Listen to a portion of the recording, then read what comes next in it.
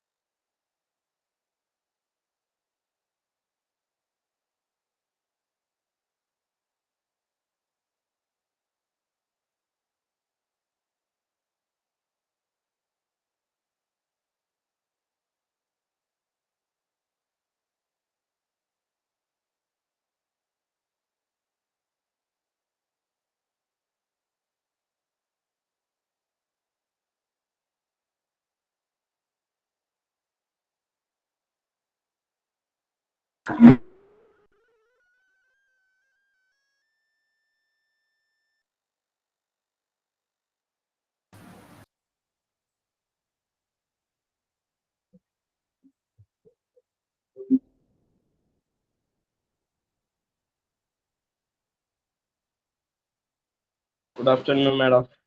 Good afternoon, all. Good afternoon.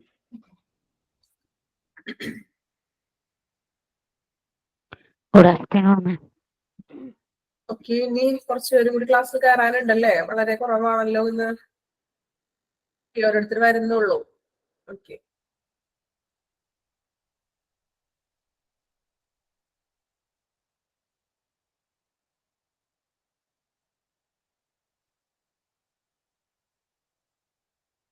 Correct ടൈമിങ്ങിൽ തന്നെ കയറാൻ ശ്രമിക്കുന്നോട്ട് എല്ലാവരും. നമ്മൾ മാക്സിമം എല്ലാവരും നോക്കിയിട്ടാണ് ക്ലാസ് സ്റ്റാർട്ട് ചെയ്യുന്നത് കേട്ടോ. ഓക്കെ, അപ്പോ ദെൻ കഴിഞ്ഞ ക്ലാസ്സിൽ നമ്മൾ ഔട്ട് പേഷ്യന്റ് ഡിപ്പാർട്ട്മെന്റ് എന്ന് പറഞ്ഞൊരു ചാപ്റ്റർ ആണ് നമ്മൾ ഇപ്പോൾ എടുത്തുകൊണ്ടിരിക്കുന്നത് അല്ലെ.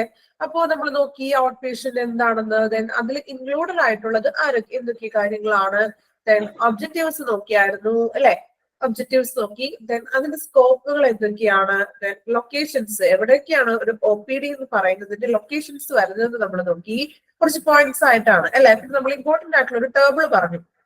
പേഷ്യന്റ് ഏരിയയിൽ വരുന്നത്, then administrative area, then clinical ഏരിയയിൽ അല്ലെ. ഓരോ ഏരിയയിലും വരുന്നത്. പേഷ്യന്റ് ഏരിയ നമ്മൾ പറഞ്ഞു നമ്മളായിട്ട് റിലേറ്റഡ് ആയിട്ടുള്ളത്. നമ്മൾ എവിടേക്കാണോ പേഷ്യന്റ് പോകുന്നത് ആ ഒരു ഏരിയകളൊക്കെ ആയിരിക്കും പേഷ്യന്റ് ഏരിയയിൽ വരുന്നത്. അതുപോലെ അഡ്മിനിസ്ട്രേറ്റീവ് ഏരിയ എന്ന് പറഞ്ഞാൽ കുറച്ചുകൂടി ഭരണപരമായിട്ടുള്ള കാര്യങ്ങളൊക്കെ വരുന്നതാണ് അഡ്മിനിസ്ട്രേറ്റീവിൽ വരുന്നത്. ദെൻ ക്ലിനിക്കൽ വരുന്നത് ഓരോ കൺസൾട്ടേഷനും അതുമായിട്ട് റിലേറ്റഡ് ആയിട്ടുള്ള കാര്യമാണ്. ദെൻ ഇത് നമ്മൾ ഇമ്പോർട്ടന്റ് ആയിട്ട് ഒരു ഫ്ലോ ചാർട്ട് പറഞ്ഞായിരുന്നു അല്ലെ. നമ്മളത് അപ്പൊ തന്നെ പഠിച്ചു കഴിഞ്ഞൊരു സംഭവമാണ് അല്ലെ. പഠിച്ചു കഴിഞ്ഞായിരുന്നോ? അതെ, പഠിച്ചു മാഡം. അതായത് ഒരു ഹോസ്പിറ്റലിലുള്ള കാര്യങ്ങളല്ലേ മാഡം. ആദ്യം നമ്മൾ ഹോസ്പിറ്റലിൽ ആദ്യം എൻക്വയറി നടത്തും, പിന്നെ രജിസ്ട്രേഷൻ, അങ്ങനത്തെ കാര്യങ്ങൾ. ഓക്കെ, നമ്മളത് കഴിഞ്ഞ ക്ലാസ്സിൽ തന്നെ എല്ലാവരും പഠിച്ചു പോയിട്ടുണ്ട്. അല്ലെങ്കിൽ കൂടുതലൊന്നും നമ്മൾ ഇന്നതിലേക്ക് നോക്കാനില്ല. ദെൻ എക്യുപ്മെന്റ്സുകൾ നോക്കി. ദെൻ അതിന്റെ ഫങ്ഷൻസ് വരെയാണ് നമ്മൾ കഴിഞ്ഞ ക്ലാസ്സിൽ നിർത്തിയത് അല്ലേ. ഫങ്ഷൻസ് വരെയല്ലേ നമ്മൾ പറഞ്ഞത് കഴിഞ്ഞ ക്ലാസ്സിൽ? അതെ അതെ. ഓക്കെ, അപ്പോ ദെൻ നമ്മൾ ഇനി അടുത്ത നെക്സ്റ്റ് സ്റ്റാർട്ട് ചെയ്യുന്നതാണ്. ദെൻ നമുക്ക് ലാസ്റ്റ് 10 മിനിറ്റ്സ് ഡിസ്കഷനും കാര്യങ്ങളും ചെയ്യാം കേട്ടോ.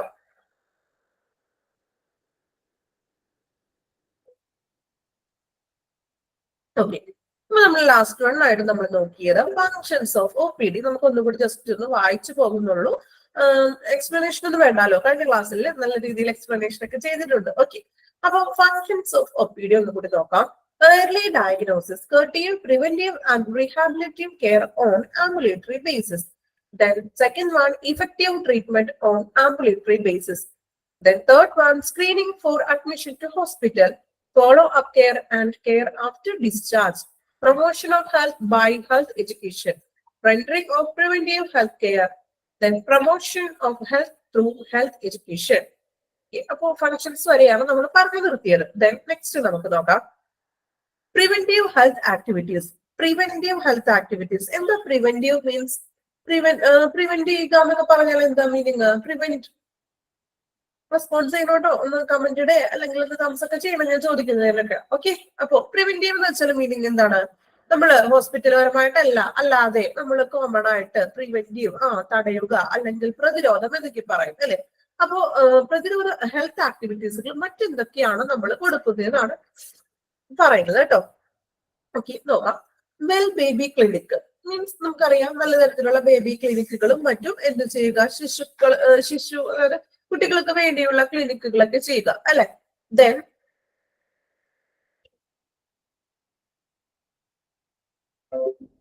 Second one ANC marriage counselling. ANC first ANC മീൻ എന്താ? ANC നമ്മൾ ഇന്നലെ പറഞ്ഞായിരുന്നു. ANC ഒരു കഴിഞ്ഞ ക്ലാസ്സില് ANC ഓർമ്മയുണ്ടോ? പ്രഗ്നൻസി കെയറിങ്ങിന്റെ ഒരു കാര്യം പറഞ്ഞില്ലേ, എന്തായിരുന്നു അത്? ആ ടൈം ഓർമ്മയുണ്ടോ? പ്രഗ്നൻസി ടൈമിൽ ആ ഒരു കെയറിങ്ങും കാര്യങ്ങളും കൂടുതലായിട്ട് അവർക്ക് കൊടുക്കുന്നതിന് നമ്മളൊരു ടേം പറഞ്ഞായിരുന്നു. ആർക്കെങ്കിലും ഓർമ്മയുണ്ടോ? നിങ്ങൾ ആരും കഴിഞ്ഞ ക്ലാസ്സിൽ എന്താ? ആന്റിനേറ്റൽ കെയറിങ് കേട്ടോ. ആന്റിനേറ്റൽ കെയറിങ് കേട്ടോ. ANC antenatal caring. ഓക്കെ, ഒന്ന് വെള്ളൊന്ന് എഴുതിയിട്ടോളൂ കേട്ടോ. അറിയാത്തവരാണെങ്കിൽ ചെറുതായിട്ടൊന്ന് എഴുതിയിട്ടോളൂ. ANC ആന്റിനേറ്റൽ കെയറിങ് എക്സാമിന് ചിലപ്പോൾ ചോദിക്കാൻ ചാൻസ് ഉണ്ട് കേട്ടോ. ആന്റിനേറ്റൽ കെയറിങ് അതായത് പ്രഗ്നൻസി ആ ഒരു ഇതിന് ടൈം മീൻസ് അതിന് കെയറും കാര്യങ്ങളൊക്കെ കൊടുക്കുന്ന ആ ഒരു ഇതിനാണ് നമ്മൾ ആന്റിനേറ്റൽ കെയറിങ് എന്നതുകൊണ്ട് ഉദ്ദേശിക്കുന്നത്. മാരേജ് കൗൺസിലിംഗ് അറിയാലോ. മാരേജ് കുറച്ച് കൗൺസിലിംഗ് കാര്യങ്ങളൊക്കെ കൊടുക്കില്ലേ? കുടുംബജീവിതം എങ്ങനെ ആയിരിക്കണം അല്ലെ, അങ്ങനെയുള്ള കുറച്ച് കാര്യങ്ങളൊക്കെയാണ് അവിടെ മാരേജ് കൗൺസിലിംഗിൽ കൊടുക്കുന്നത്. Then planned parenthood etc. Parenthood means എന്താണ്? ഒരു രക്ഷാകർത്തൃത്വം അല്ലെ. കുട്ടികളെ നമ്മൾ നോക്കുന്നത് ഒരു പാരന്റ്സ് ചെയ്യേണ്ട കർത്തവ്യങ്ങളും അങ്ങനെയുള്ള കാര്യങ്ങളൊക്കെയാണ് പാരന്റ്ഹുഡിൽ ഉൾപ്പെടുന്നത്. Then school health clinic. ഇപ്പൊ സ്കൂളുകളിലും ഹെൽത്ത് ക്ലിനിക്കുകളും മറ്റും ഉണ്ടല്ലോ. അപ്പൊ അങ്ങനെയുള്ള ഒരു കാര്യങ്ങൾ. Then control of communicable diseases. Communicable ഡിസീസസിന്റെ കൺട്രോൾ ചെയ്യുക. എന്താണ് കമ്മ്യൂണിക്കബിൾ ഡിസീസസ് എന്ന് ഉദ്ദേശിക്കുന്നത്? ഫോർ എക്സാമ്പിൾ പറയാമോ? കമ്മ്യൂണിക്കബിൾ ഡിസീസസ് മലയാളത്തിൽ എന്താ നമ്മൾ അതിനെ പറയാ? കമ്മ്യൂണിക്കബിൾ ഡിസീസസ് സ്പ്രെഡ് ആയിട്ടുള്ളത് അല്ലെങ്കിൽ സാംക്രമിക രോഗങ്ങൾ എന്നൊക്കെ മലയാളത്തിൽ പറയും. പ്രോപ്പർ ആയിട്ട് മലയാളത്തിൽ പറയുകയാണെങ്കിൽ സാംക്രമിക രോഗങ്ങൾ, അതായത് പെട്ടെന്ന് തന്നെ സ്പ്രെഡ് ആവാൻ ചാൻസ് ഉള്ള കോവിഡ്. ഓക്കെ, എക്സാമ്പിൾ നമുക്ക് വേറെ എന്തൊക്കെ പറയാം?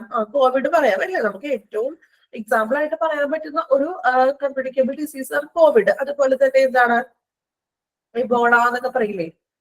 Nipah, Covid. എക്സാമ്പിൾ ഇഷ്ടംപോലെ പറയുന്നുണ്ട്. നിങ്ങൾ തന്നെ പറഞ്ഞോളൂ എന്തൊക്കെയുണ്ട് കമ്മ്യൂണിക്കബിൾ ഡിസീസസ്. കോവിഡ് ആണ് നമുക്ക് ഏറ്റവും ആദ്യം പറയാൻ പറ്റുന്ന ഒരു ഡിസീസ് അല്ലെ. ഇപ്പൊ എന്താ പറയാ, ലേറ്റസ്റ്റ് ആയിട്ട് നമുക്ക് ഏറ്റവും ഒരു കോളറ, എബോള അല്ലെങ്കിൽ കോവിഡ്, ദെൻ HIV അങ്ങനെയുള്ളതൊക്കെയാണ്. Chicken pox. Okay, chicken pox അങ്ങനെയുള്ള കാര്യങ്ങളൊക്കെയാണ്. അതായത് പെട്ടെന്ന് തന്നെ സ്പ്രെഡ് ആവും. കമ്മ്യൂണിക്കബിൾ ഡിസീസ് എന്ന് പറഞ്ഞാൽ പെട്ടെന്ന് തന്നെ ഒരാളിൽ നിന്ന് വായുവിലൂടെയും മറ്റും അതിലൂടെയും എന്താണ് പെട്ടെന്ന് തന്നെ അടുത്ത വ്യക്തികളിലേക്ക് ലഭിക്കും അല്ലെ. അത് സ്പ്രെഡ് ആവുന്ന തരത്തിലുള്ള ഡിസീസസ് ആണ് എന്ന് പറയുന്നത് കമ്മ്യൂണിക്കബിൾ ഡിസീസസ്. അപ്പോ അറിയാത്തവരാണെങ്കിൽ ഒന്ന് എഴുതി വരുക.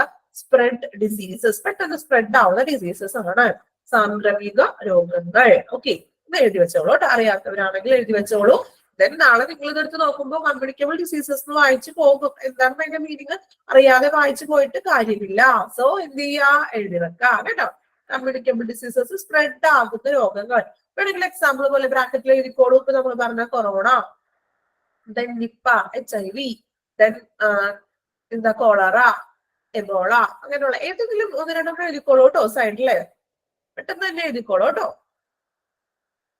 കോപ്പി ഉണ്ടെങ്കിൽ കോപ്പിയിൽ തന്നെ ആ പോയിന്റിന്റെ സൈഡിൽ എഴുതാം. അല്ലെങ്കിൽ എന്ത് ചെയ്യാം, നോട്ട്ബുക്കിൽ ജസ്റ്റ് ഒന്ന് ചെറുതായിട്ടൊന്ന് എഴുതിയിട്ടുള്ളൂ കേട്ടോ.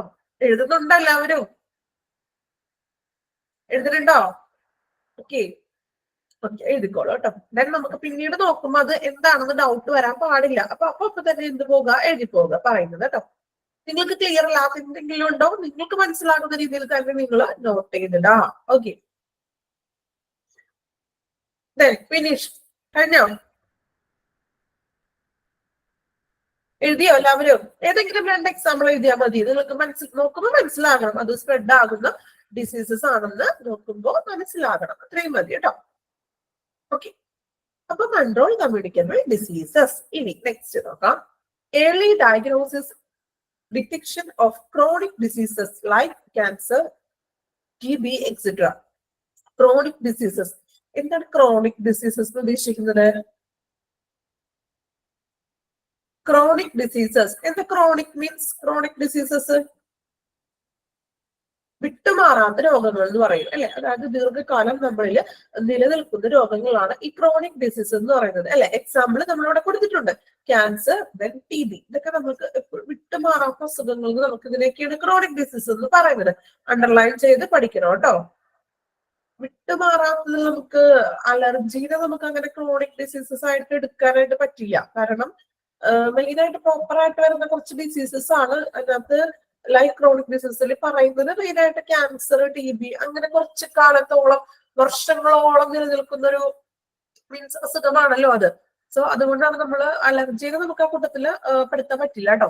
ഓക്കെ, ദെൻ നമുക്ക് തന്നിരിക്കുന്നത് വെച്ച് തന്നെ നിങ്ങളത് പഠിക്കാം. കാരണം പുറത്തുനിന്ന് വരെ ഡിസീസസ് ഇട്ട് ക്വസ്റ്റ്യൻ ചോദിക്കാൻ ചാൻസ് ഇല്ല. അത്യാവശ്യം നിങ്ങൾ അറിഞ്ഞിരിക്കുക. ഓക്കെ, കമ്മ്യൂണിക്കബിൾ എന്ന് പറഞ്ഞാൽ സ്പ്രെഡ് ആയിട്ട് വരുന്ന diseases. Okay, chronic, cancer, TB ഒന്ന് നോക്കി വെക്കാം കേട്ടോ. അണ്ടർലൈൻ ചെയ്ത് വെക്കണേ. ദെൻ നെക്സ്റ്റ് നോക്കാം. Health education and nutritional advice അല്ലെ. ഹെൽത്ത് എഡ്യൂക്കേഷൻ, ആരോഗ്യ വിദ്യാഭ്യാസം കൊടുക്കുക. ദെൻ എന്താ? ന്യൂട്രീഷൻസ് അല്ലെ. ന്യൂട്രീഷൻസ് മീൻസ് നമുക്കറിയാം പോഷകാഹാരങ്ങളുടെ അതെന്തൊക്കെയാണ് കഴിക്കേണ്ടത്, അതിനുള്ള ഉപദേശങ്ങളും മറ്റും നൽകുക. Then rehabilitation and prevention of disabilities and handicap. ഇനി ഡിസബിലിറ്റീസ് മീൻസ് എന്താണ്? റിഹാബിലിറ്റേഷൻ നമ്മൾ പറഞ്ഞു, പുനരധിവാസവും അതിന്റെ തടയലും കാര്യങ്ങളും. ദെൻ ഡിസബിലിറ്റി, എന്താ ഡിസബിലിറ്റി പറഞ്ഞത്? ഡിസബിലിറ്റി നമ്മൾ പഠിച്ചിട്ടില്ലേ? എഴുതുന്നതിൽ ഡിസബിലിറ്റി ഉണ്ടാവും, വായിക്കുന്നതിൽ ഡിസബിലിറ്റി ഉണ്ടാവും, കണക്ക് കൂട്ടുന്നതിൽ ഡിസബിലിറ്റി ഉണ്ടാവും. അപ്പോ എന്താ ഡിസബിലിറ്റി മീൻസ്? വൈകല്യം അല്ലെ. അതായത് നമ്മൾ പറഞ്ഞു പഠന വൈകല്യങ്ങളുള്ള കുട്ടികളൊക്കെ ഉണ്ടാവും. ഹാൻഡിക്യാപ്പ് മീൻസ് അതുപോലെ തന്നെ വൈകല്യം എന്നൊക്കെ ഉള്ളൊരു മീനിങ് തന്നെയാണ് കേട്ടോ ഹാൻഡിക്യാപ്പ്. അപ്പൊ ദെൻ വൈകല്യങ്ങള്, ഈ ഹാൻഡിക്യാപ്പും ഏകദേശം വൈകല്യം തന്നെയാണ്. ഡിസബിലിറ്റി മീൻസ് ഇങ്ങനെ ഏതെങ്കിലും ഇതായിട്ടുള്ള വൈകല്യങ്ങള്. ഇപ്പോ വായനയിലുള്ള വൈകല്യങ്ങള്, നമ്മൾ കുട്ടികളിൽ തന്നെ പലതരത്തിലുള്ള വൈകല്യങ്ങൾ, ഡിസബിലിറ്റി വരും അല്ലെ. ചില കുട്ടികൾക്ക് വായിക്കുന്നതിൽ ബുദ്ധിമുട്ടുണ്ടാവും, അക്ഷരങ്ങൾ അങ്ങോട്ടും ഇങ്ങോട്ടും മാറിപ്പോവുകയോ, അതുപോലെ തന്നെ എഴുതുമ്പോഴും ഇതുപോലെ ഈ അക്ഷരങ്ങള് എഴുതുമ്പോഴും മാറിപ്പോകും. ഇപ്പൊ എക്സാമ്പിൾ പറയണമെങ്കിൽ ഇപ്പോ നാന്നുള്ളൊരു വാക്ക് എഴുതുമ്പോൾ ചിലപ്പോ അത് മറ്റേ നമ്മള് ധനത്തിന്റെ ധാ എന്നുള്ളതില്ലേ, നാ പറിച്ചിട്ടുള്ള ഒരു സംഭവം, ഈ അക്ഷരം. അപ്പൊ ചിലപ്പോ അതായിരിക്കും അവർക്ക് വരുന്നത്. അതുപോലെ തന്നെ ഇപ്പോ മാത്സില് നമ്മൾ ഇപ്പോ കണക്ക് കൂട്ടലുമ്പോൾ പ്ലസ് ഇടുന്നിടത്ത് എപ്പോഴും ചിലപ്പോ മൈനസ് ആയിരിക്കും ആള് ഇടുന്നത്. അതൊരു പഠന വൈകല്യത്തിന് ഒരു ഡിസബിലിറ്റി ആണ്. നമ്മൾ അതിനെ മാത്സിൽ നമുക്ക് ലേണിംഗ് ഡിസബിലിറ്റി അല്ലെ, നമുക്ക് പഠന വൈകല്യത്തിന് ഡിസ്ലെക്സിയ അല്ലെങ്കിൽ ഡിസ്കാൽക്കുലിയ, അങ്ങനെ ഒത്തിരി ഡിസബിലിറ്റീസ് പഠനത്തിൽ തന്നെ ലേണിംഗിൽ തന്നെ വരുന്നുണ്ട്. സ്റ്റുഡൻസിന്റെ ഇടയിൽ അങ്ങനെ ലേണിംഗിൽ തന്നെ വ്യത്യസ്തമായിട്ടുള്ള ഡിസബിലിറ്റിയും മറ്റു കാര്യങ്ങളും വരുന്നുണ്ട്. ഓക്കെ, അതാണ് ഡിസബിലിറ്റീസ് എന്ന് ഉദ്ദേശിക്കുന്നത് വൈകല്യങ്ങൾ. ദെൻ അപ്പൊ പ്രിവെന്റീവ് ഹെൽത്ത് ആക്ടിവിറ്റീസ് ഒക്കെ ആണല്ലോ, ചെറിയ പോയിന്റ്സ് ആണ്, നിങ്ങൾ അതനുസരിച്ച് പഠിക്കുക. ഇവിടെ ഇമ്പോർട്ടന്റ് കൊടുക്കേണ്ടത് ANC പ്രാധാന്യം കൊടുത്ത് പഠിക്കുക. ആന്റിനേറ്റൽ കെയറിങ് ഇമ്പോർട്ടന്റ് ആണ്. ദെൻ അതുപോലെ കമ്മ്യൂണിക്കബിൾ ഡിസീസസ് ഏതൊക്കെയാണെന്ന് നമ്മൾ പറഞ്ഞില്ലേ, കുറച്ച് ഡിസീസസ് അതൊന്ന് പഠിച്ചു വെക്കണം. അതുപോലെ തന്നെ ക്രോണിക് ഡിസീസസ് ഏതൊക്കെയാണ്? Cancer and TB. ഇത് മൂന്നും പ്രധാനമായിട്ടും ഈ ഒരു പോയിന്റ്സ് നിങ്ങൾ പഠിച്ചിരിക്കുക. ഓക്കെ, ദെൻ എല്ലാം പഠിക്കണം, ഇമ്പോർട്ടന്റ് ആയിട്ട് ഞാൻ പറഞ്ഞുള്ളൂ കേട്ടോ. നമുക്ക് നെക്സ്റ്റ് നോക്കാം. Types of OPD. OPD main ആയിട്ട് എത്ര ടൈപ്പ് ഉണ്ടെന്നാണ് നോക്കുന്നത്. നോക്കാം. 2 types of OP service. Main ആയിട്ട് 2 തരത്തിലുള്ള OP ഉണ്ടെന്നാണ് പറയുന്നത്. നോക്കാം. First one centralised out patient service. Centralised ഉണ്ട്, ഡീസെൻട്രലൈസ്ഡ് ഉണ്ട് അല്ലെ. നമുക്ക് നോക്കാം എന്താണ് ഈ സെൻട്രലൈസ്ഡ് ഔട്ട് പേഷ്യന്റ് സർവീസ് എന്നാണ് നോക്കുന്നത്. സെൻട്രലൈസ്ഡ് എന്താ? സെൻട്രലൈസ്ഡ് മീനിങ് കേട്ടിട്ടുണ്ടോ? നമ്മള് കുറെ കേട്ട് കാണുമല്ലോ. സെൻട്രലൈസ്ഡ് മീനിങ് എന്താണ്? സെൻട്രലൈസ്ഡ് ആർക്കും അറിയില്ല. മീനിങ് അറിയാവുന്നതിന് പെട്ടെന്ന് കമന്റ് ചെയ്തോളൂ. സെൻട്രലൈസ്ഡ് എന്ന് പറഞ്ഞാൽ എന്താ അർത്ഥം?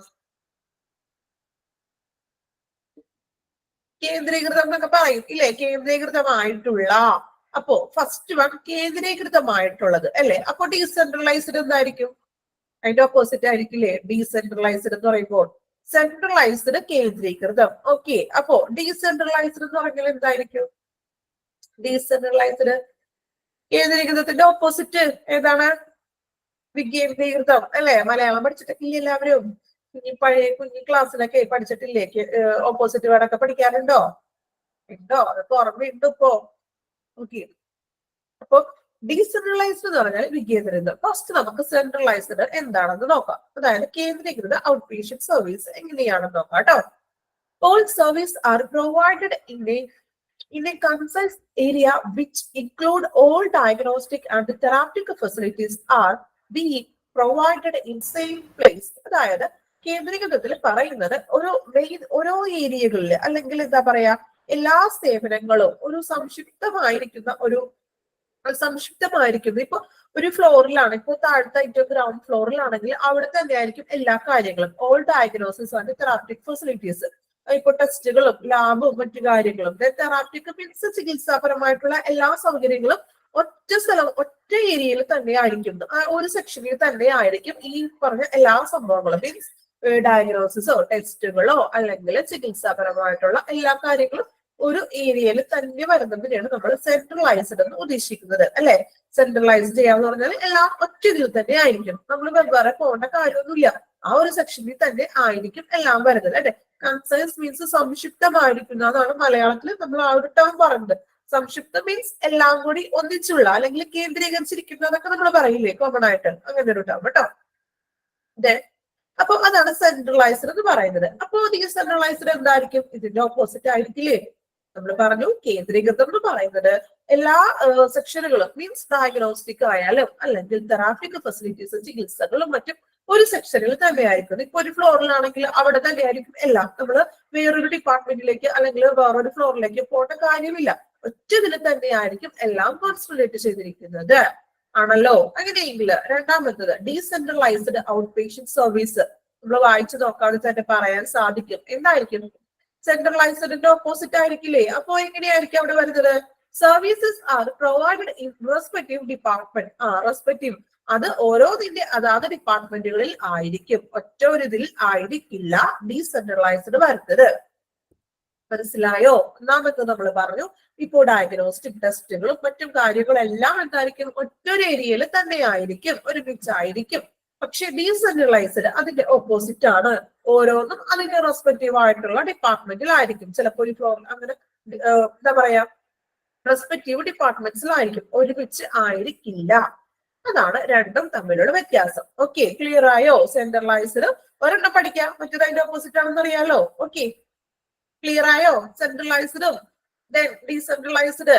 ഓക്കെ, വലിയ ബുദ്ധിമുട്ടില്ല. അതിന്റെ മീനിങ് മാത്രം നിങ്ങൾ ഒന്ന് നോക്കുക. അതൊക്കെ നമുക്ക് സിമ്പിൾ ആയിട്ട് വായിച്ചെടുക്കാവുന്നേ ഉള്ളൂ, വലിയ ബുദ്ധിമുട്ടില്ലല്ലോ. ഞാൻ ക്ലാസ് എടുക്കുന്നതിന് പറയുമ്പോൾ നിങ്ങൾക്ക് പറയാൻ പറ്റും അല്ലെ? സെൻട്രലൈസ്ഡ് മീൻസ് എന്താ പറയാ, എല്ലാ സർവീസസും ഒറ്റ ഇതിൽ തന്നെ നിക്ഷിപ്തമായിരിക്കും മീൻസ് എന്താണ്? ഒറ്റ ഇതിൽ തന്നെ. ഇപ്പോൾ ഡയഗ്നോസ്റ്റിക് ടെസ്റ്റുകളൊക്കെ ഉണ്ടെങ്കിലും മറ്റു ചികിത്സാപരമായിട്ടുള്ള എന്തെങ്കിലും ഉണ്ടെങ്കിൽ അതെല്ലാം ഒറ്റ ഫ്ലോറിൽ അല്ലെങ്കിൽ ഒറ്റ ഏരിയയിൽ തന്നെ ആയിരിക്കുന്നത്. ഓക്കെ, അപ്പോൾ ഡീസെൻട്രലൈസ്ഡ് എന്ന് പറഞ്ഞാൽ അതിന്റെ ഓപ്പോസിറ്റ്, അതിന് ഓരോരോ ഡിപ്പാർട്ട്മെന്റുകൾ വെവ്വേറെ ഉണ്ടാകും. ഒരെണ്ണം പഠിക്കാം, അതിന്റെ ഓപ്പോസിറ്റ് നോക്കിയാൽ മതി. ഓക്കെ, വലിയ ബുദ്ധിമുട്ടില്ലല്ലോ. ഓക്കെ, ഇപ്പൊ ക്ലിയർ ആയല്ലോ?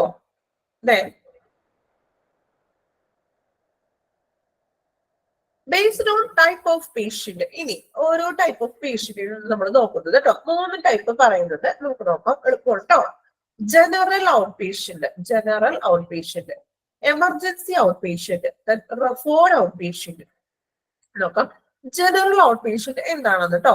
All patient other than emergencies who report directly to OPD. ശരിയല്ലേ?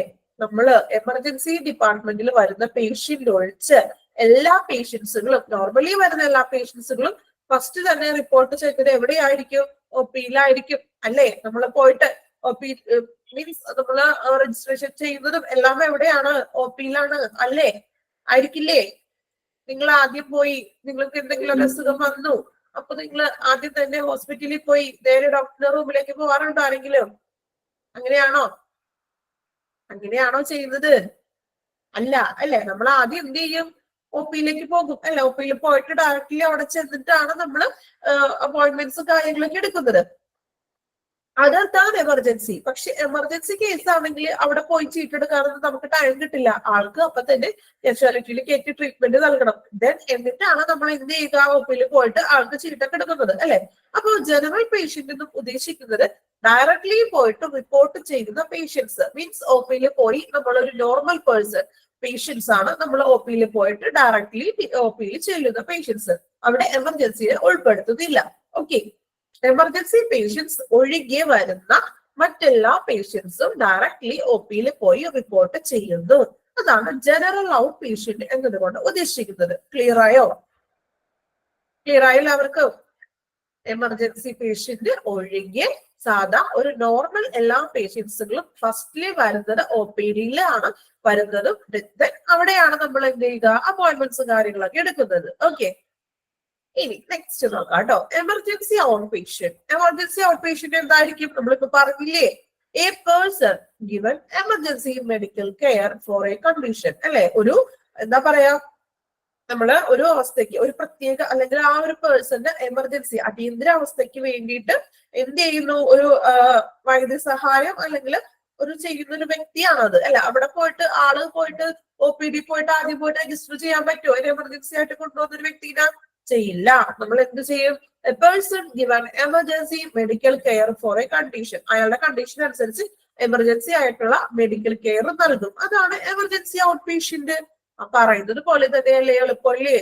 ജനറൽ പേഷ്യന്റ് എന്ന് പറഞ്ഞാല് എമർജൻസി ഒഴികെ വരുന്ന എല്ലാ നോർമൽ പേഷ്യൻസുകളും ആണ് ജനറൽ ഔട്ട് പേഷ്യന്റിൽ വരുന്നത്. രണ്ടും ക്ലിയർ ആയോ? എമർജൻസിയും ജനറൽ ഔട്ട് പേഷ്യന്റും ക്ലിയർ ആയോ? ഓക്കെ ആണ് എല്ലാവരും? ഓക്കെ. ഓക്കെ. എമർജൻസി അറിയാലോ, പഠിക്കണ്ട, അത് നമ്മൾ അറിയാലോ. നമ്മൾ എമർജൻസി ആയിട്ട് വരുന്ന ഒരാളെ ഒപിയിൽ പോയിട്ട് ടിക്കറ്റ് എടുത്ത് അതിന് എല്ലാം കഴിഞ്ഞിട്ടാണോ നമ്മളെ പേഷ്യൻസിന്? അപ്പോഴേക്കും ചിലപ്പോൾ ആളുടെ കണ്ടീഷൻ മോശമായി കാണും അല്ലെ. അപ്പൊ ആദ്യം ട്രീറ്റ്മെന്റ് ആണ് കൊടുക്കേണ്ടത് അല്ലെ. അപ്പൊ അങ്ങനെയുള്ളവർക്ക് എന്ത് ചെയ്യാം? എമർജൻസി പേഷ്യൻസിന് മെഡിക്കൽ കെയർ അവരുടെ കണ്ടീഷൻ അനുസരിച്ചിട്ട് മെഡിക്കൽ കെയറുകൾ കൊടുക്കുക. Okay. Then third one, referred out patient. എന്താണ് റെഫേർഡ് ഔട്ട് പേഷ്യന്റ് നോക്കാം കേട്ടോ. A patient referred to O P D by his practitioner for specific treatment. അതായത് ആ ഒരു പേഷ്യന്റിന്റെ പ്രാക്ടീഷണർ, അതായത് റെഫർ ചെയ്ത ഒരു ഔട്ട് പേഷ്യന്റ് മീൻസ് എന്ന് പറഞ്ഞിട്ടുണ്ടെങ്കിൽ എന്താണ്, ഇപ്പൊ ഒരു നിർദ്ദിഷ്ട ചികിത്സയ്ക്ക് ആയിട്ട് അല്ലെ, സ്പെസിഫിക് ട്രീറ്റ്മെന്റിന് വേണ്ടി നിർദ്ദിഷ്ട ചികിത്സയ്ക്ക് ആയിട്ട് ഒരു രോഗി എന്ത് ചെയ്യും, തന്റെ പ്രാക്ടീഷണർ ഒ പി ഡിയിലേക്ക് പ്രാക്ടീഷണർ ഓഫീസ് ഒ പി ഡിയിലേക്ക് റെഫർ ചെയ്യുകയാണ് ചെയ്യുന്നത്. ചിലപ്പോൾ എന്തെങ്കിലും ടെസ്റ്റുകളൊക്കെ ചെയ്തിട്ട് അതിന്റെ റിപ്പോർട്ടൊക്കെ കാണിക്കാനായിട്ടൊക്കെ നമ്മൾ വരില്ലേ, അങ്ങനെ റെഫർ ചെയ്യുന്ന പേഷ്യന്റ് ആണ് ഈ റെഫേർഡ് പേഷ്യന്റ് എന്ന് ഉദ്ദേശിക്കുന്നത്. ആ സെയിം ആ പോയിന്റ് പോലെ തന്നെ പഠിക്കണം കേട്ടോ. പേഷ്യന്റ് റെഫേർഡ് ടു, നിങ്ങൾക്ക് കാണുമ്പോൾ തന്നെ ക്ലിയർ ആവുമല്ലോ. നോക്കിയേ, patient referred to O P D. അപ്പൊ അതാരാണ്? Referred out patient. ഓക്കെ. ഇനി person given emergency medical care. Emergency medical care നൽകുന്നത് ആർക്കായിരിക്കും? എമർജൻസി ഔട്ട് പേഷ്യന്റിന്. ഓൾ പേഷ്യന്റ് അതർ ദാൻ നിങ്ങൾ നോക്കണ്ട, മീൻസ് എമർജൻസി ഒഴികെ. അപ്പോ all other than report directly to O P D അല്ലെ. എല്ലാ പേഷ്യൻസും നോർമലി ആയിട്ട് വരുന്ന ഓൾ പേഷ്യൻസ് ഡയറക്ട്ലി റിപ്പോർട്ട് ചെയ്യുന്നത് ഒ പി ഡിയിലാണ്. അതിനെ നമ്മൾ എന്ത് വിളിക്കും? General out patient. ഇനി എമർജൻസിയിൽ പറഞ്ഞത് എന്താണ്? A person give emergency medical care. Emergency medical care കൊടുക്കുന്നത് ആരാണോ അവർക്കാണ് നമ്മൾ എന്ന് കൊടുക്കുക? എമർജൻസി ഔട്ട് പേഷ്യന്റ് എന്ന് ഉദ്ദേശിക്കുന്നത്.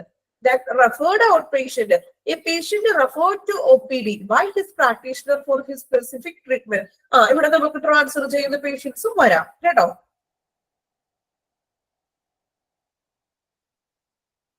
എന്തായാലും നിങ്ങൾ ഇതൊന്ന് വായിച്ചു നോക്കാം കേട്ടോ. ഇപ്പൊ നമ്മൾ ഇത്രയും പറഞ്ഞ ഭാഗം അത്രയും ഒന്ന് വായിച്ചു നോക്കാം. എല്ലാവരും വായിച്ചോളൂ കേട്ടോ.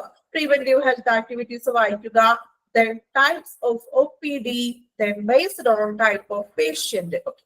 അത്രയും ഭാഗം വായിക്കുക. അത് ക്ലിയർ ആയതിനു ശേഷം നമുക്ക് നെക്സ്റ്റ് പോർഷനിലേക്ക് പോകാം. ഓക്കെ, വായിച്ചോളൂ.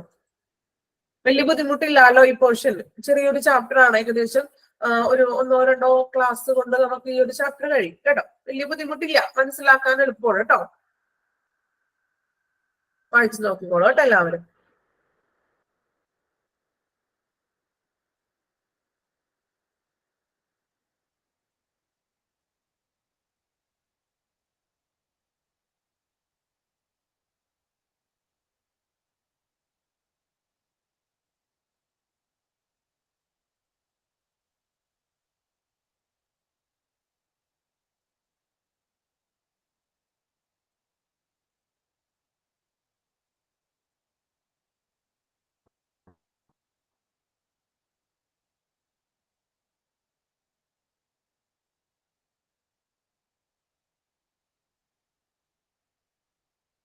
ഓരോന്ന് വായിക്കാം, അണ്ടർലൈൻ ചെയ്യേണ്ടടുത്തൊക്കെ ഒന്ന് അണ്ടർലൈൻ ചെയ്ത് വെക്കാട്ടോ. നമ്മൾ നേരത്തെ പറഞ്ഞു ANC, ദെൻ മറ്റേ ക്രോണിക് ഡിസീസസും കമ്മ്യൂണിക്കബിൾ ഡിസീസസും ഒക്കെ അണ്ടർലൈൻ ചെയ്യണം കേട്ടോ, ഇമ്പോർട്ടന്റ് ആണ് അത്.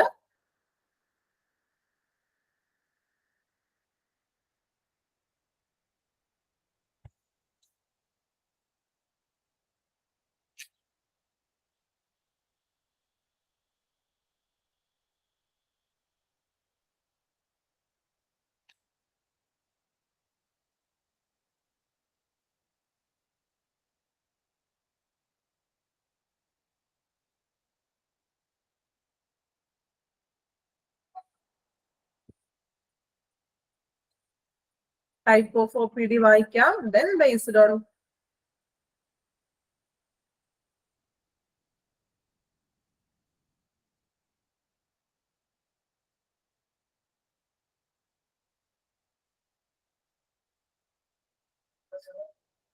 ഓക്കെ. ദെൻ അപ്പൊ 3 ടൈപ്പ് ഓഫ് പേഷ്യന്റ് ക്ലിയർ ആയോ? ഒന്നും കൂടി പറയാം. ജനറൽ എന്ന് പറഞ്ഞിട്ടുണ്ടെങ്കിൽ എമർജൻസി ഒഴികെ വരുന്ന എല്ലാ പേഷ്യൻസും അല്ലെ, എമർജൻസി ഒഴികെ വരുന്ന എല്ലാ പേഷ്യൻസും ഡയറക്ട്ലി OPD-യിലാണ് വന്ന് റിപ്പോർട്ട് ചെയ്യുന്നത്. ദെൻ എമർജൻസിയിൽ പറയുന്നത് എന്താണ്? A person given emergency medical care അല്ലെ, ഒരു എമർജൻസി മെഡിക്കൽ കെയറിൽ എമർജൻസി അടിയന്തരമായിട്ടുള്ള ഒരു വൈദ്യസഹായം കൊടുക്കുന്നവരാണ് നമ്മൾ എമർജൻസി ഔട്ട് പേഷ്യന്റ് എന്ന് പറയുന്നത്. Then referred out patient. എന്താ referred out patient means? A patient referred to OPD by his practitioner for specific treatment. അവരുടെ പ്രാക്ടീഷണർ മീൻസ് ഡോക്ടേഴ്സ് അല്ലെ, ഡോക്ടേഴ്സ് സ്പെസിഫിക് ആയിട്ടുള്ള ട്രീറ്റ്മെന്റിന് വേണ്ടിയിട്ട് പേഷ്യന്റിനെ OPD-യിലേക്ക് റെഫർ ചെയ്യുന്നത്. അതാണ് റെഫേർഡ് പേഷ്യന്റ് എന്നതുകൊണ്ട് ഉദ്ദേശിക്കുന്നത്. നിങ്ങൾക്ക് പോയിന്റ് കാണുമ്പോൾ തന്നെ ക്ലിയർ ആവുമല്ലോ. Patient referred to OPD. അപ്പൊ റെഫർ ചെയ്യുന്ന പേഷ്യന്റ് ആണ് റെഫേർഡ് പേഷ്യന്റ്. ഓക്കെ, അതായത് പ്രാക്ടീഷണർ സ്പെഷ്യൽ ട്രീറ്റ്മെന്റിന് വേണ്ടി, സ്പെസിഫിക് ആയിട്ടുള്ള ട്രീറ്റ്മെന്റിന് വേണ്ടി റെഫർ ചെയ്യുന്നത്. ഓക്കെ,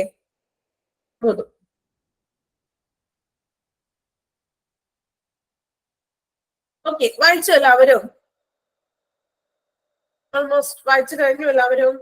ഓക്കെ,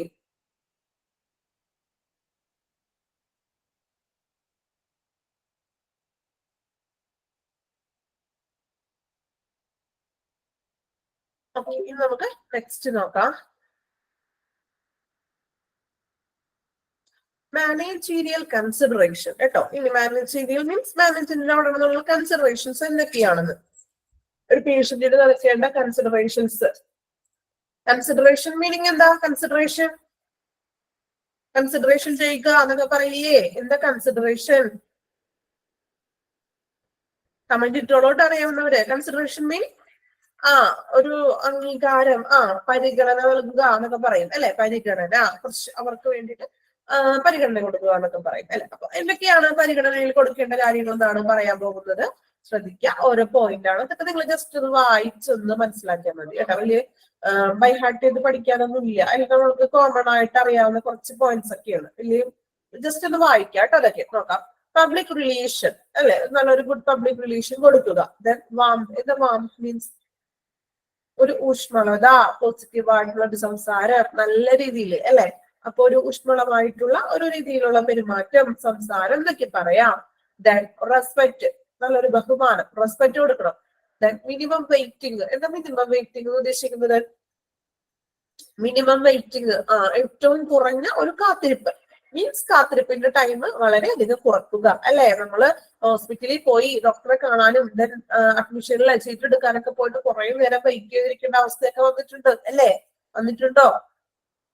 സ്വന്തം അനുഭവത്തിൽ നിന്ന് വന്നിട്ടുണ്ടോ? ആർക്കെങ്കിലും വന്നിട്ടുണ്ട് അല്ലെ. അപ്പൊ നമുക്കത് ഭയങ്കര മടുപ്പൊന്നുമില്ലേ?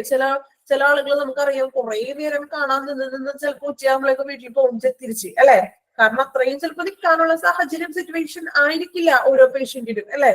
ചിലപ്പോ നമ്മൾ ഭയങ്കര ടയേർഡായിട്ട് പോകുന്ന ഒരു അവസ്ഥയിൽ ചിലപ്പോൾ അവിടെ ചെല്ലുമ്പോൾ ഒരു 100, 150 പേരൊക്കെ ഉണ്ടാവും. നമുക്ക് കിട്ടിയ നമ്പർ ചിലപ്പോൾ 150 അല്ലെങ്കിൽ അങ്ങനെയൊക്കെ ആയിരിക്കും.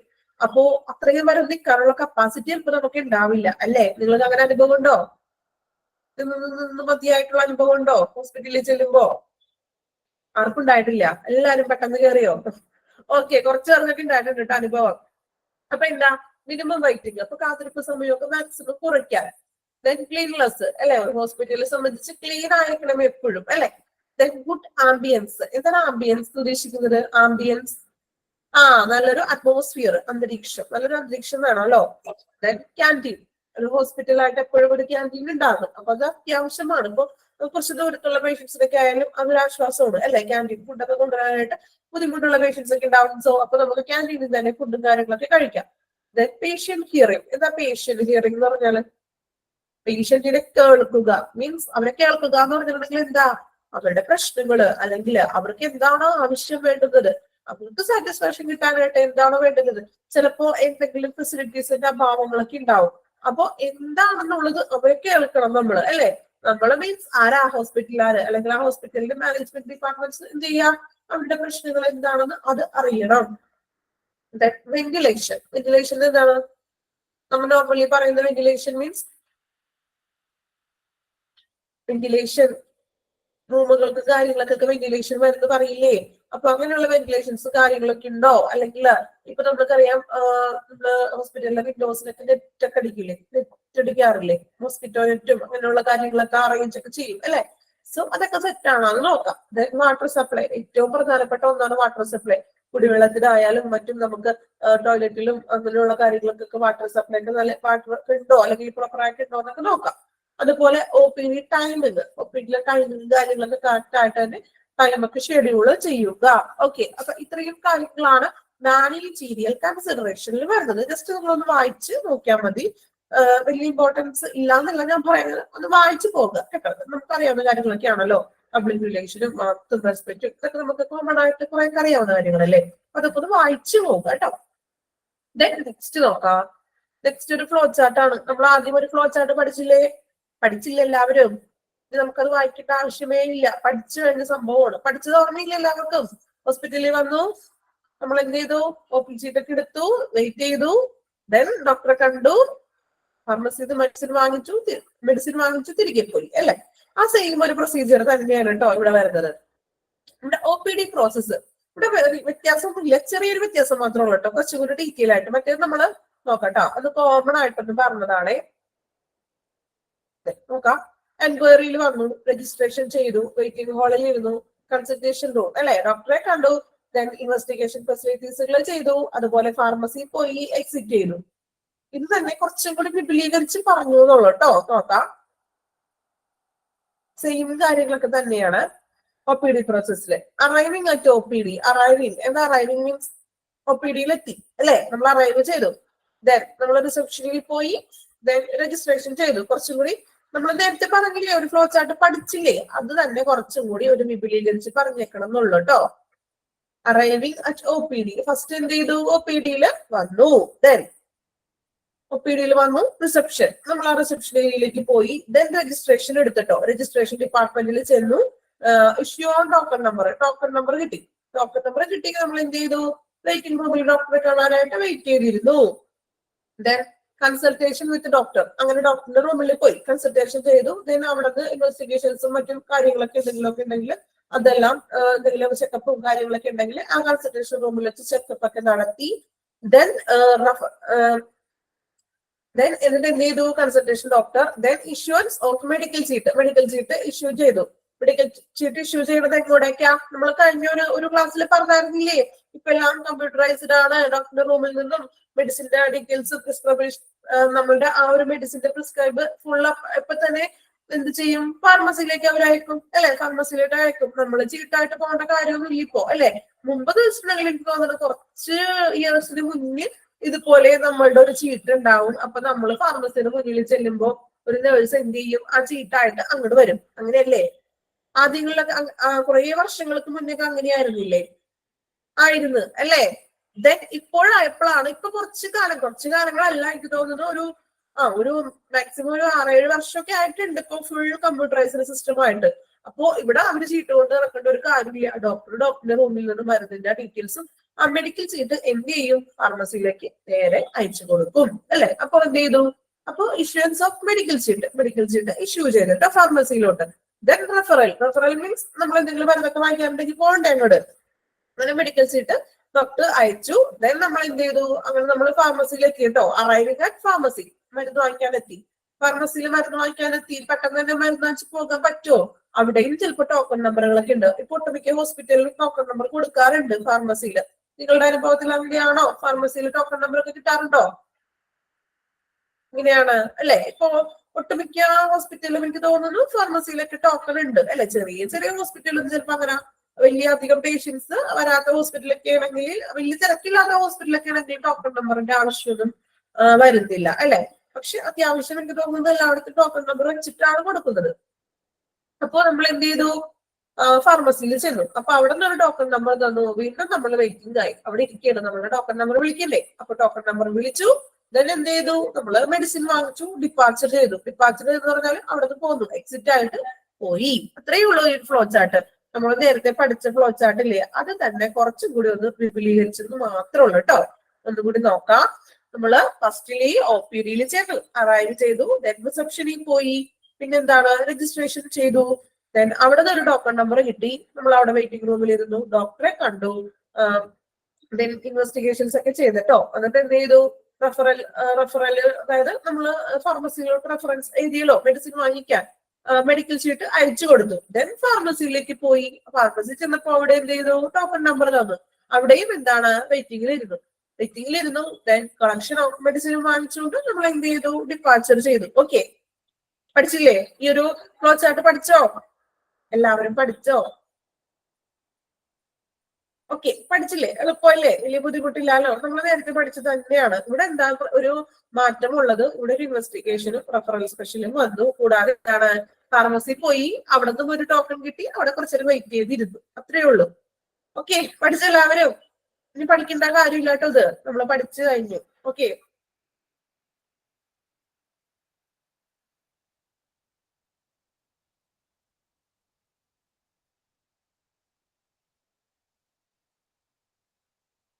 ദെൻ പെട്ടെന്ന് വായിച്ചോളൂ കേട്ടോ. കൺസിഡറേഷൻസ് എന്തൊക്കെയാണ്? ദെൻ ആ ഒരു ഫ്ലോ ചാർട്ടും ഭംഗിയായിട്ട് വായിക്കുമ്പോ തന്നെ എന്ത് ചെയ്യാ? പഠിക്കാം കേട്ടോ. ക്ലാസ്സിന്റെ ലാസ്റ്റ് ഞാൻ ക്വസ്റ്റ്യൻ ചോദിക്കാം കേട്ടോ. എനിക്ക് പറഞ്ഞു തന്നോട്ടോ എല്ലാവരും. എങ്ങനെയാണ് OPD പോയിട്ടുള്ള പ്രോസസ്സുകൾ പെട്ടെന്ന് തന്നെ പറഞ്ഞു തന്നെ കേട്ടോ. റെഡിയാണോ എല്ലാവരും പറയാനായിട്ട്? റെഡിയാണോ? പഠിച്ചു കഴിഞ്ഞില്ല എല്ലാവരും? പിന്നെ പറഞ്ഞതിന് ബുദ്ധിമുട്ടില്ലല്ലോ. ഓക്കെ, നിങ്ങൾ വായിച്ചു നോക്കിക്കോളൂ. കൺസിഡറേഷനും വായിക്കാം. ദെൻ എന്ത് ചെയ്യാ? ഫ്ലോ ചാർട്ടും ഒന്ന് വായിച്ചു നോക്കാം കേട്ടോ. കൺസിഡറേഷൻ ജസ്റ്റ് ഒന്ന് വായിച്ചു വിടാം. വലിയ അതിന് ക്വസ്റ്റ്യൻസ് ഒന്നും അങ്ങനെ ചോദിക്കാൻ ചാൻസ് കുറവാണ് കേട്ടോ.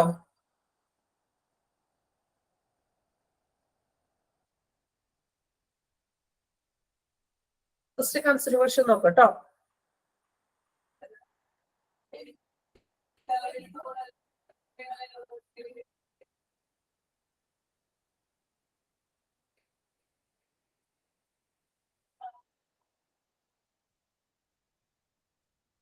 OPD പ്രോസസ് നോക്കാം, ഫ്ലോ ചാർട്ട് നോക്കാം. ഫസ്റ്റ് അറൈവിംഗ് ആണ്, ലാസ്റ്റ് ഡിപ്പാർച്ചർ.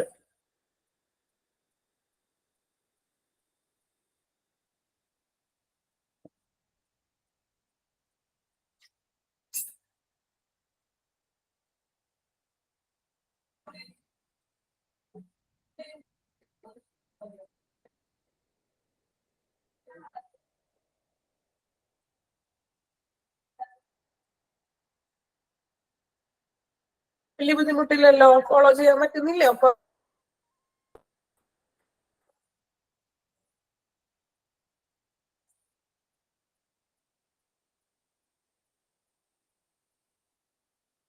ദെൻ നെക്സ്റ്റ് ഭാഗം നോക്കിയാണ് മാനേജ്മെന്റ് സ്ട്രക്ചർ. എങ്ങനെയാണ് മാനേജ്മെന്റ് സ്ട്രക്ചർ വരുന്നതെന്നാണ് നോക്കുന്നത് കേട്ടോ. Management structure. ഓക്കെ,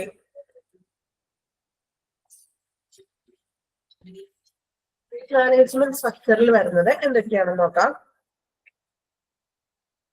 3 കാര്യങ്ങളാണ് മാനേജ്മെന്റ് സ്ട്രക്ചറിൽ വരുന്നത്. 3 പോയിന്റ്സ് ആണ് കേട്ടോ മെയിൻ ആയിട്ട് എടുക്കുന്നത്. ഇതൊക്കെ ജസ്റ്റ് നിങ്ങളൊന്ന് വായിച്ചൊന്ന് നോക്കാം കേട്ടോ. വലിയ പ്രാധാന്യം അവിടെ പ്രാധാന്യം ഉള്ളതിന് ഞാൻ പറയുന്നുണ്ട് കേട്ടോ. അപ്പൊ അതിന് നിങ്ങൾ അണ്ടർലൈൻ ചെയ്യാം. ജസ്റ്റ് നിങ്ങൾ ഒന്ന് വായിച്ചിട്ട് നോക്കാം. First one, flow of patients should be smooth, easy and quick അല്ലെ? അതായത് പേഷ്യൻസിന്റെ ഒരു ഒഴുക്ക്, ഫ്ലോ, പേഷ്യൻസ് കൂടുന്നത് അതിന് നമ്മൾ സ്മൂത്ത് ആയിട്ടും ഈസി ആയിട്ടും പെട്ടെന്ന് മീൻസ് വേഗത്തിൽ തന്നെ ക്വിക്ലി ആയിട്ട് തന്നെ എന്ത് ചെയ്യുക?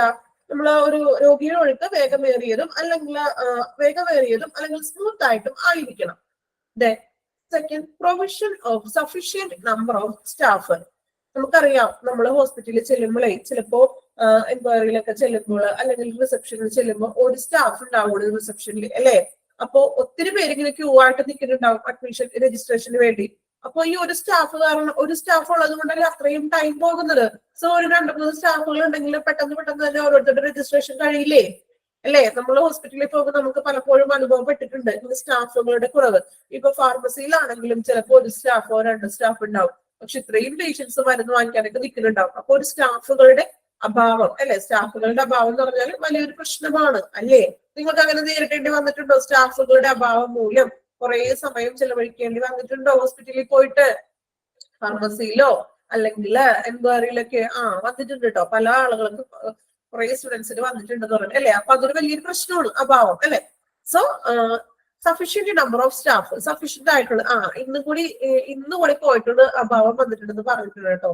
ഓക്കെ, ദെൻ പാർക്കിംഗ്, നമുക്ക് പാർക്കിംഗ് ഫെസിലിറ്റീസും കാര്യങ്ങളെല്ലാം ചെയ്യണം. അപ്പൊ ഇത് 3 മാനേജ്മെന്റ് സ്ട്രക്ചറിൽ വരുന്നത്. ജസ്റ്റ് ആ പോയിന്റ് ഒന്ന് വായിച്ച് മനസ്സിലാക്കിയാൽ മതി കേട്ടോ. ഇനി ഓർഗനൈസേഷണൽ കമ്പോണൻസ്. എന്തൊക്കെയാണ് ഓർഗനൈസേഷണൽ കമ്പോണൻസിൽ വരുന്നത്? അതായത് സംഘടനാപരമായിട്ടുള്ള, അല്ലെ? അല്ലെങ്കിൽ നമ്മൾ പറഞ്ഞു സംഘടനാപരമായിട്ടുള്ള ഘടകങ്ങൾ, ഫാക്ടേഴ്സ് എന്തൊക്കെയാണെന്നാണ് കേട്ടോ. നോക്കാം. ഓർഗനൈസേഷണൽ കമ്പോണൻസ് അതിൽ വരുന്നത് medical staff, then nursing staff, subservient staff, then clerical staff. ഇവരാണ് ഈ ഓർഗനൈസേഷണൽ കോമ്പോണൻസിൽ വരുന്ന വ്യക്തികൾ എന്ന് പറയുന്നത്. ഇമ്പോർട്ടന്റ് ആണ്. ഈ വ്യക്തികൾ ഒന്ന് പ്രാധാന്യം കൊടുത്ത് പഠിക്കണം. കാരണം എക്സാമിന് ചിലപ്പോൾ ഇങ്ങനെ ചോദിക്കാം. ചിലപ്പോ കമ്പോണൻസ്, ഓർഗനൈസേഷൻ കമ്പോണൻസ് OPD വരാത്തവർ ആരൊക്കെയാണ്, അല്ലെ? ചിലപ്പോ കുട്ടിക്കാർക്കൊക്കെ ചോദിക്കും. അപ്പൊ ഉള്ള ആരൊക്കെയാണെന്ന് 4 എണ്ണം കൃത്യമായിട്ട് പഠിക്കാം. Medical staff, nursing staff, subservient staff, clerical staff. ഈ 4 പേരാണ് മെയിൻ ആയിട്ട് ഓർഗനൈസേഷണൽ കോമ്പോണൻസിൽ വരുന്നവർ. അത് 4 ഒന്ന് പഠിച്ചു വെക്കാം. ഓക്കെ, എക്സാമിന് ഇത് കൂട്ടത്തിൽ ഇല്ലാത്തവരൊക്കെ ചോദിച്ചിട്ടുണ്ടെങ്കിൽ ഉള്ളവരെ പഠിക്കണമല്ലോ, എന്നാലേ നമുക്ക് എഴുതാൻ പറ്റുള്ളൂ. അപ്പൊ medical staff, nursing staff, subservient staff, clerical staff, 4 പേരാണ് മെയിൻ ആയിട്ട് വരുന്ന കോമ്പോണൻസ്, ഘടകങ്ങൾ എന്ന് പറയുന്നത്. അപ്പൊ നോക്കാം. Medical staff central to organisation. Medical staff means എന്താണ്? മെഡിക്കൽ നമ്മുടെ ഉള്ള എല്ലാ സെൻട്രൽ ടു മീൻസ് ഓർഗനൈസേഷണൽ എല്ലാ തരത്തിലുള്ള സ്റ്റാഫുകൾ, മെഡിക്കൽ പരമായിട്ടുള്ള എല്ലാ സ്റ്റാഫുകളാണ് മെഡിക്കൽ സ്റ്റാഫിൽ വരുന്നത്. നഴ്സിംഗ് സ്റ്റാഫിൽ ഉൾപ്പെടുന്നത് നേഴ്സ് ആൻഡ് ANM. എന്താണ് ANM? കേട്ടിട്ടുണ്ടോ? Auxiliary nursing midwife. അറിയാത്തവരാണെങ്കിൽ അത് എഴുതി വെച്ചോളൂ കേട്ടോ. ANM എക്സാമിന് ചോദിക്കാറുണ്ട് കേട്ടോ. ANMന്റെ നേരെ ഒന്ന് എഴുതി വെച്ചോളൂ. Auxiliary nurse midwife, auxiliary nurse and midwife കേട്ടോ.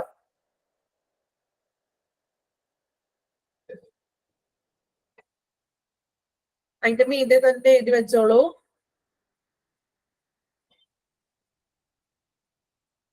ANM.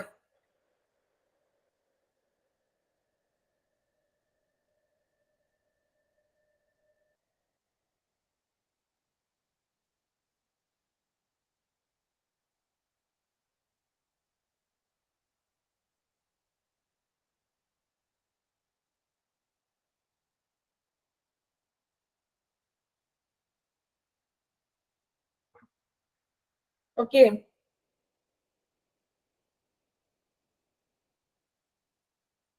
ANM auxiliary nurse and midwife. എഴുതിയോ? Auxiliary nurse and midwife ANM കേട്ടോ. Okay, then subservient staff. എന്താണ് സബ്സർവിയന്റ് സ്റ്റാഫ്? കേട്ടിട്ടുണ്ടോ? വിധേയത്വം അല്ലെങ്കിൽ ഒരു എന്താ പറയാ, ഒരു അധീനമായിട്ടുള്ള, അതിൽ കേന്ദ്രീകൃതമായിട്ടുള്ള, അല്ലെങ്കിൽ ഏതെങ്കിലും ഒരു ഒന്നിൽ തന്നെ നിൽക്കുന്നവരെന്നൊക്കെ ഉള്ള ഒരു മീനിങ് ആണ് കേട്ടോ. നോക്കാം. അതിനകത്ത് വരുന്നത് ആരൊക്കെയാണ് നോക്കാം. Radiology, laboratory and ECG. Radiology ഡിപ്പാർട്ട്മെന്റുകാര് അതിൽ തന്നെ ആയിരിക്കില്ല സ്റ്റാഫുകൾ നിൽക്കുന്നത്.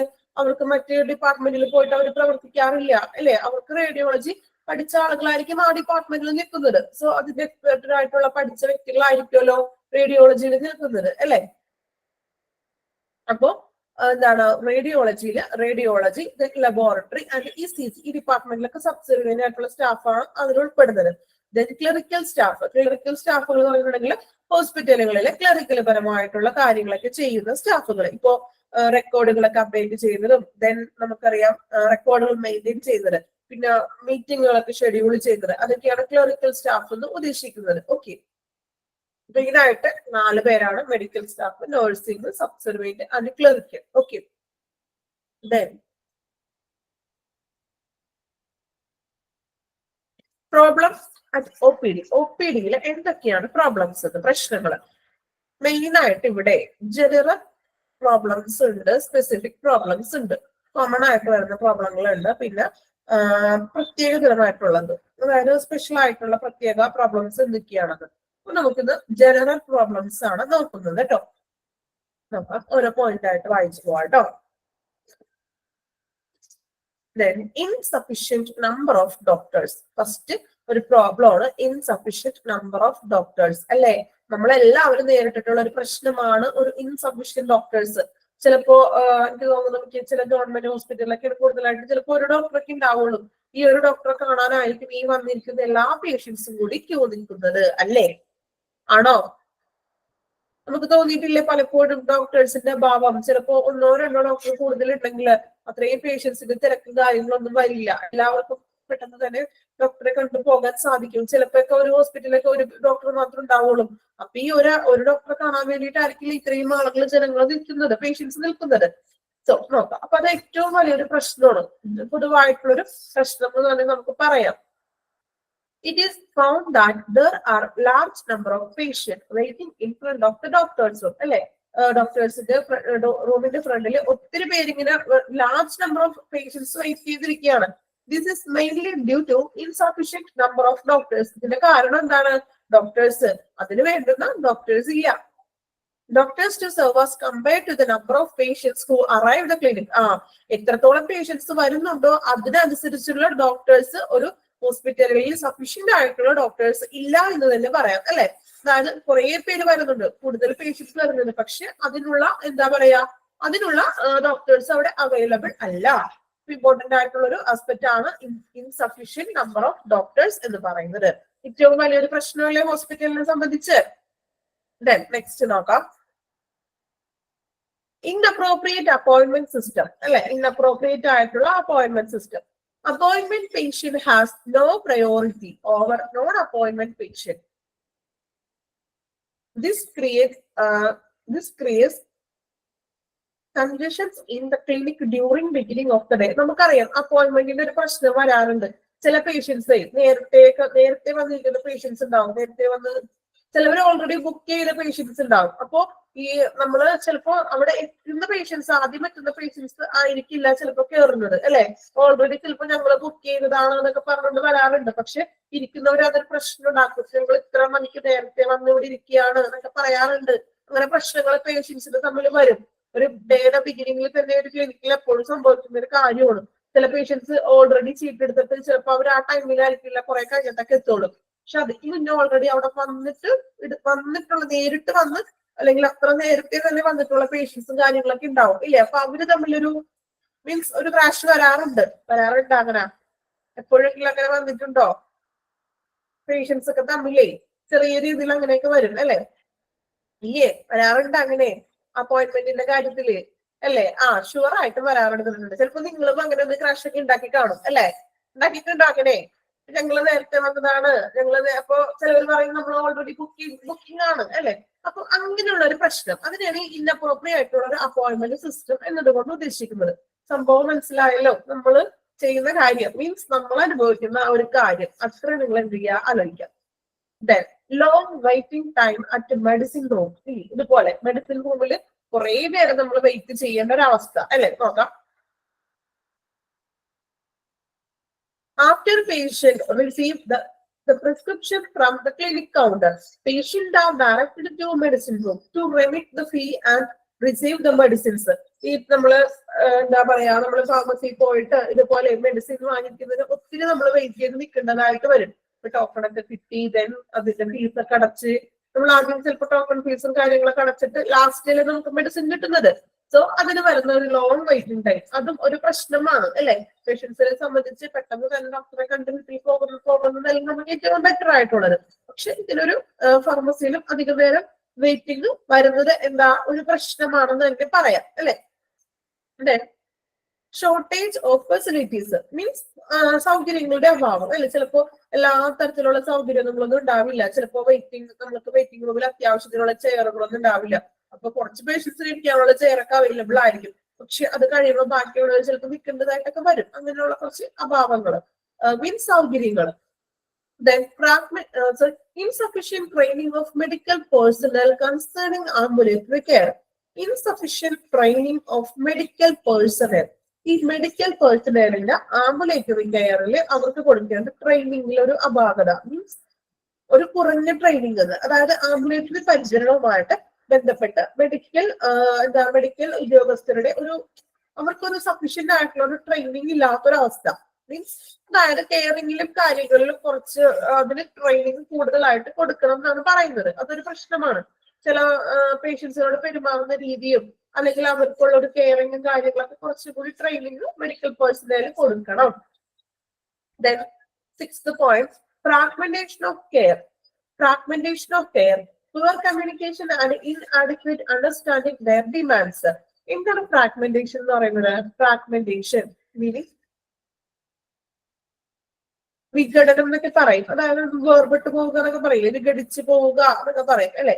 അപ്പൊ ഫ്രാഗ്മെന്റേഷൻസ് മീൻസ് എന്താണ്? നമുക്കറിയാം ഈ പരിചരണത്തിന്റെ വിഘടനം മീൻസ് ഇപ്പൊ ഒരു കെയർ അവര് കണ്ടിന്യൂറ്റി ആയിട്ടുള്ള ഒരു കെയർ അവർ പേഷ്യന്റിന് കൊടുക്കേണ്ടത്. അല്ലെങ്കിൽ കുറച്ചു നേരം അല്ലെങ്കിൽ ഒരു അഡ്മിറ്റഡ് ആയി ഒരു ഫസ്റ്റ് ദിവസം വന്ന് നോക്കി അല്ലെ, ദുർബലം വിഘടനം എന്നൊക്കെ പറയാം. അതായത് കിട്ടാത്തൊരവസ്ഥയില്ലേ, കെയറിങ് അധികം കിട്ടാത്തൊരവസ്ഥ, അത്രയും ആലോചിക്കാം കേട്ടോ. അതാണ് ഫ്രാഗ്മെന്റേഷൻ ഉദ്ദേശിക്കുന്നത്. ദെൻ പുവർ കമ്മ്യൂണിക്കേഷൻ ആണ് ഇൻഅഡിക്വേറ്റ്. അതായത് എന്താണ്? ഒരു ശരിയായിട്ടുള്ള രീതിയിലുള്ള ഒരു ആശയവിനിമയം അല്ലാത്തത്. പുവർ കമ്മ്യൂണിക്കേഷൻ വളരെ മോശമായിട്ടുള്ള രീതിയിലുള്ള ഒരു ആശയവിനിമയം.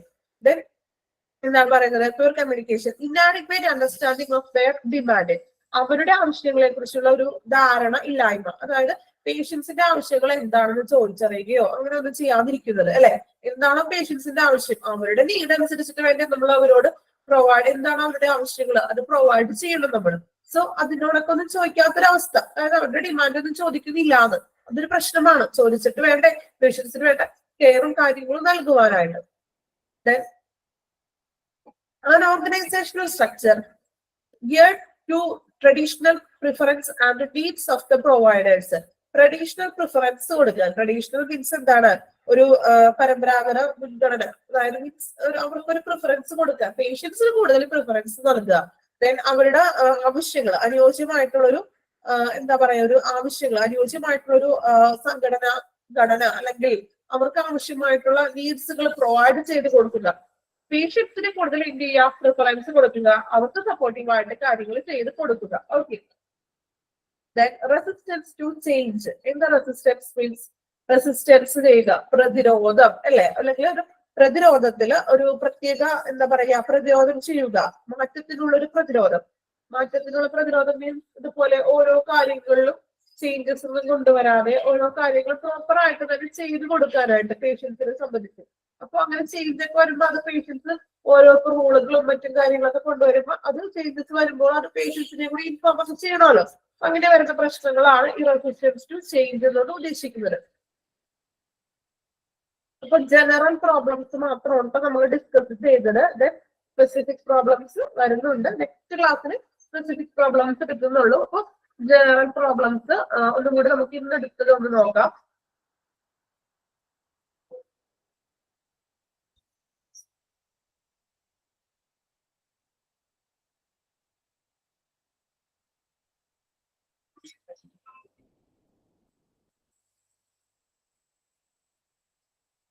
ഓക്കെ, ചെറിയൊരു പോർഷൻ മാത്രം നമ്മൾ ഇന്ന് എടുത്തിട്ടുള്ളൂ അല്ലെ. വലിയ കൂടുതലായിട്ടൊന്നും എടുത്തിട്ടില്ല. ചെറിയൊരു ചാപ്റ്റർ ആണ്. 2 ക്ലാസ്സോട് കൂടി ഏകദേശം ഈ ഒരു ചാപ്റ്റർ നമുക്ക് തീർക്കാം. ഓക്കെ, അപ്പോ അത്യാവശ്യം എളുപ്പമുള്ള ഒരു ചാപ്റ്റർ ആണെന്ന് പറയാം. നിങ്ങൾക്ക് എന്ത് തോന്നി? എളുപ്പമാണോ ചാപ്റ്റർ? വലിയ ബുദ്ധിമുട്ടില്ലല്ലോ.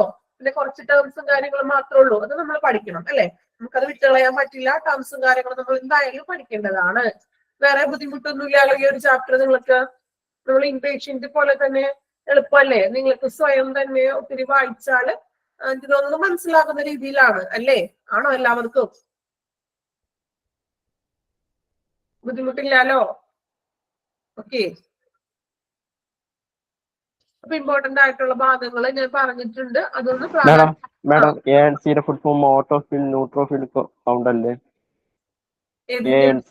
ANC നമ്മൾ എഴുതിയായിരുന്നില്ലേ? നേരത്തെ പറഞ്ഞില്ലേ? ഒന്നുകൂടെ പറയാം madam. Auxiliary nurse midwife. Auxiliary nurse midwife. Okay, thank you. അതായത് ഒരു ഡിപ്ലോമ കോഴ്സ് ആണത്. ANC എന്ന് പറയുന്നത് മീൻസ് ഒരു ഡിപ്ലോമ കോഴ്സ് ആണ്. അത് കണക്ട് ചെയ്തിരിക്കുന്നത് പറഞ്ഞിട്ടുണ്ടെങ്കിൽ വേരിയസ് ഹെൽത്ത് കെയർ സർവീസസിനെ കണക്ട് ചെയ്തിട്ടുള്ള ഒരു ഡിപ്ലോമ കോഴ്സ് ആണ് കേട്ടോ AN എന്ന് പറയുന്നത്. ഓക്കെ. ദെൻ എല്ലാ ക്ലാസ്സുകളും നല്ല രീതിയിൽ പോകുന്നുണ്ടോ? ഫോളോ ചെയ്യുന്നില്ല എല്ലാ ടീച്ചേഴ്സിന്റെ ക്ലാസ്സുകളൊക്കെ? കുഴപ്പമൊന്നുമില്ലല്ലോ? ഓക്കെ ആണോ? ആരും റെസ്പോണ്ട് ഇല്ലല്ലോ? ഓക്കെ. കുഴപ്പമില്ലാതെ പോകുന്നു മാഡം. എല്ലാം മനസ്സിലാവുന്നുണ്ട്. നോട്ട്സ് ഒക്കെ എഴുതിയിട്ടുണ്ട്. Okay okay. നമ്മൾ ലാസ്റ്റ് 10 മിനിറ്റ്സ് ആണ് നമുക്ക് ഡൗട്ട്സുകൾ ക്ലിയർ ചെയ്യുന്നത്. കാരണം നമ്മൾ ക്ലാസ് ഓൾ മ്യൂട്ട് ചെയ്തില്ല എന്നുണ്ടെങ്കിൽ അത് വളരെ ഡിസ്റ്റർബ്, വളരെ ഒത്തിരി കംപ്ലൈന്റ്സുകൾ വരുന്നുണ്ട്. റെക്കോർഡ് മാഡം നമുക്ക് അടുത്ത മാസം വല്ല പരീക്ഷ ഉണ്ടോ മാഡം? നിങ്ങൾക്ക് ഇൻട്രൊഡക്ഷനിൽ പറഞ്ഞിട്ടില്ലേ? ഓരോ മൊഡ്യൂൾസ് കഴിയുമ്പോഴല്ലോ 2 മൊഡ്യൂൾസ് വെച്ചല്ലേ എക്സാം പറഞ്ഞിരിക്കുന്നത്? എങ്ങനെയാണ് നിങ്ങളോട് ഇൻട്രൊഡക്ഷൻ ക്ലാസ്സിൽ പറഞ്ഞിരിക്കുന്നത് ടീച്ചർ? പോസ്റ്റ് എക്സാം കാണുമെന്നാണ് പറയുന്നത്. 60 മാർക്കിന്. Okay okay. ഇൻട്രൊഡക്ഷനിൽ എങ്ങനെയാണോ നിങ്ങളോട് പറഞ്ഞിരിക്കുന്നത് അതുപോലെ തന്നെ ആയിരിക്കും എക്സാമുകൾ നടത്തുന്നത്. ഇൻട്രൊഡക്ഷനിൽ പറഞ്ഞത് 2 മൊഡ്യൂൾ കഴിഞ്ഞിട്ട് എക്സാം എന്നാണ്. ഇന്ന മാസം പറഞ്ഞിട്ടുണ്ടായിരുന്നില്ല. Okay okay. അപ്പൊ 2 മൊഡ്യൂളിലെ ചാപ്റ്റേഴ്സ് കഴിയുമ്പോൾ എക്സാം നടത്തും കേട്ടോ. എങ്ങനെയാണ് നിങ്ങളോട് പറഞ്ഞിരിക്കുന്നത് അതുപോലെ തന്നെയായിരിക്കും കാര്യങ്ങൾ പ്രോപ്പറായിട്ട് ചെയ്യുന്നത് കേട്ടോ. അപ്പൊ 2 മൊഡ്യൂൾസ് നമ്മുടെ കഴിയാറായിട്ടില്ലല്ലോ. അപ്പൊ കഴിയുമ്പോഴായിരിക്കും എക്സാം വരുന്നത് എന്തായാലും കേട്ടോ. ഓക്കെ. അപ്പൊ നെക്സ്റ്റ് ക്ലാസ്സിൽ ഇതുവരെ ഉള്ളത് നോക്കാം കേട്ടോ. നന്നായിട്ട് വായിക്കാം. നിങ്ങൾ കറക്റ്റ് ആയിട്ട് പ്രോപ്പർ ആയിട്ട് തന്നെ ഡെയിലി എല്ലാ ക്ലാസ്സിലും അറ്റൻഡ് ചെയ്യുക. ക്ലാസ് നല്ല രീതിയിൽ അറ്റൻഡ് ചെയ്താൽ തന്നെ എക്സാം നന്നായിട്ട് എഴുതാൻ പറ്റും. നിങ്ങൾ ആ ഒരു നമ്മളുടെ ഒരു PDF വായിച്ചാൽ മാത്രം മതി. നമുക്ക് ഓപ്ഷൻ ഉണ്ടല്ലോ. നിങ്ങൾക്ക് അത്യാവശ്യം എല്ലാ ക്ലാസ്സും നല്ല രീതിയിൽ അറ്റൻഡ് ചെയ്യുന്ന ഒരു സ്റ്റുഡൻസിന് നല്ല രീതിയിൽ എക്സാം എഴുതാൻ സാധിക്കും കേട്ടോ. Okay. Thank you all. Thank you, ma'am. Thank you, ma'am. Thank you, ma'am. Thank you, miss. Okay.